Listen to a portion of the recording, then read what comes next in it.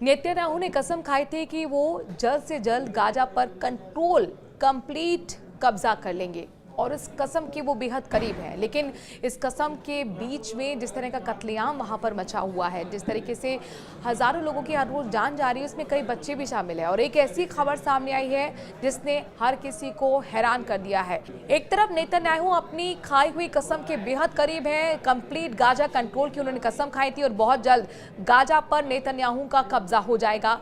हर रोज यहाँ पर मौतें भी हो रही हैं, लेकिन इन सब के बीच में एक ऐसी हैरान करने वाली यूएन के हवाले से खबर है जो रोंगटे खड़े कर देगी।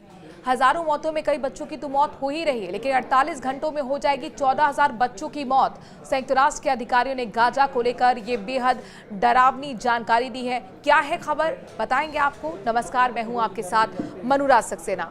संयुक्त राष्ट्र के मानवीय प्रमुख टॉम फ्लेचर ने चेतावनी दी है कि गाजा में अगर 48 घंटे के अंदर पर्याप्त मानवीय सहायता नहीं पहुंच पाई तो 14,000 बच्चों की मौत हो सकती है। उन्होंने बताया कि इजराइल ने राहत पर लगी रोक में मामूली ढील ही दी है, लेकिन अब भी मदद बेहद सीमित है।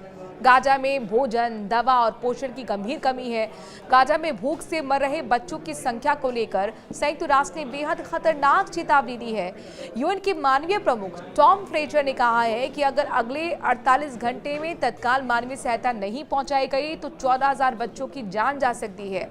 दरअसल मीडिया रिपोर्ट के हवाले से खबर है कि हालात अब इतने बिगड़ चुके हैं कि समय रहते मदद नहीं मिली तो ये संकट एक जनसंहार में बदल सकता है।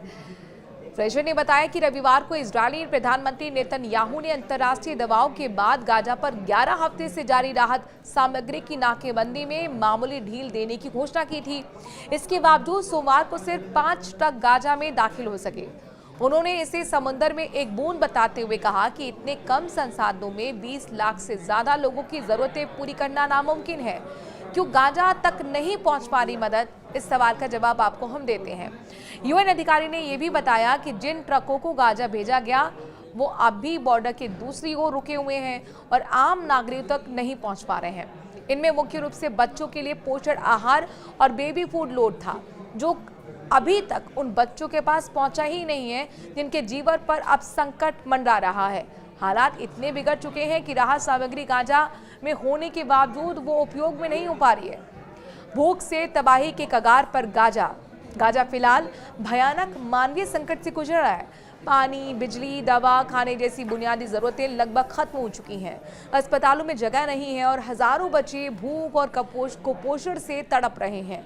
यूएन ने इसे मानवीय निर्मित संकट बताया है और कहा है कि पूरी तरह रोका जा सकता है अगर अंतर्राष्ट्रीय समुदाय दबाव बनाकर तुरंत राहत सामग्री पहुंचाने की व्यवस्था करे। तो यूएन ने साफ कहा कि ये संकट मानवीय से ज्यादा राजनीतिक है। जब तक राहत सामग्री को युद्ध की रणनीति से अलग नहीं किया जाता तब तक बेगुनाह बच्चों की जान बचाना असंभव है। टॉम फ्लेचर ने सभी संबंधित पक्षों से अपील की है कि ये बच्चों की जान बचाने को प्राथमिकता दें और तुरंत बिना शर्त राहत पहुंचाने की इजाजत दें, वरना अगले 48 घंटे इतिहास के सबसे शर्मनाक पलों में गिने जाएंगे। आपको क्या लगता है कि जिन बच्चों की जान जा रही है, आखिरकार इनका दोष क्या है इस युद्ध के मुहाने पर अगर ये देश खड़े हैं? अपनी राय कमेंट के जरिए जरूर दें। नमस्कार।